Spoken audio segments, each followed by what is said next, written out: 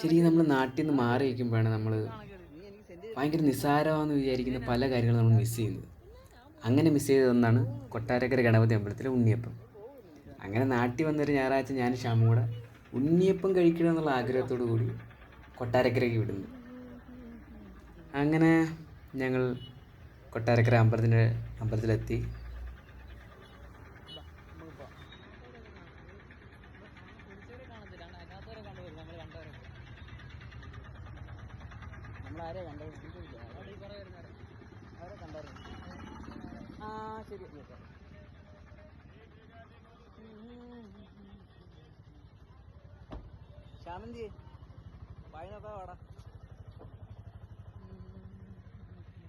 ആ കാണുന്നതാണ് അമ്പലം.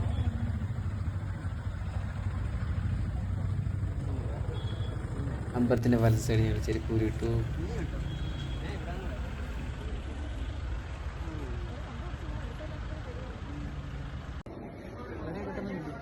ഒരാൾക്ക് എത്ര എണ്ണം കിട്ടൂല്ലേ?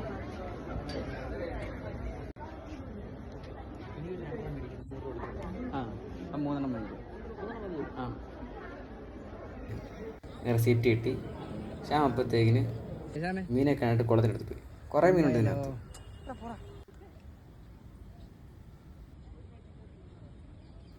അടുത്ത ക്യൂ ഉണ്ണിയപ്പം വാങ്ങിക്കാനുള്ള ക്യൂ. അത് ഇപ്പം കണ്ട ക്യൂ ആണല്ലോ, ഇത് നല്ല നീണ്ട ക്യൂ ആയിരുന്നു.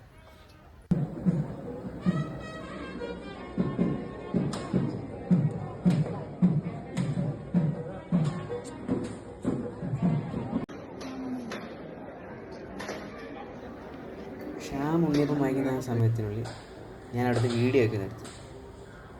ഞായറാഴ്ച ആയതുകൊണ്ട് ഭയങ്കര ആളായിരുന്നു അമ്പലത്തിൽ. അതിനിവിടെ മഴയത്ത് അമ്പലം കാണുന്ന രസമുണ്ടായിരുന്നു.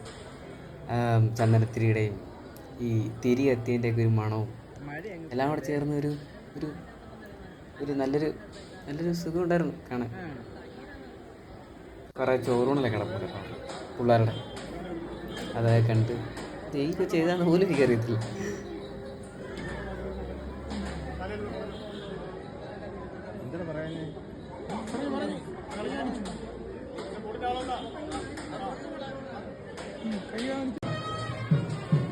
അങ്ങനെ ഷ്യാമ് ഏതാണ്ട് അണ്ണൻ്റെ കയ്യിൽ നിന്ന് റെസിപ്റ്റൊക്കെ വാങ്ങിച്ച് ആണെന്ന് കൂടെ ഉണ്ണിയപ്പം വാങ്ങിച്ചിട്ട് വന്നു.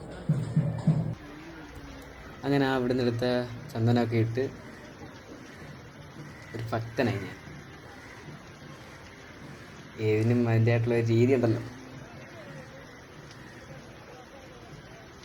അങ്ങനെ ആ ഉണ്ണിയപ്പം എടുത്ത് ഞാൻ കഴിച്ചു.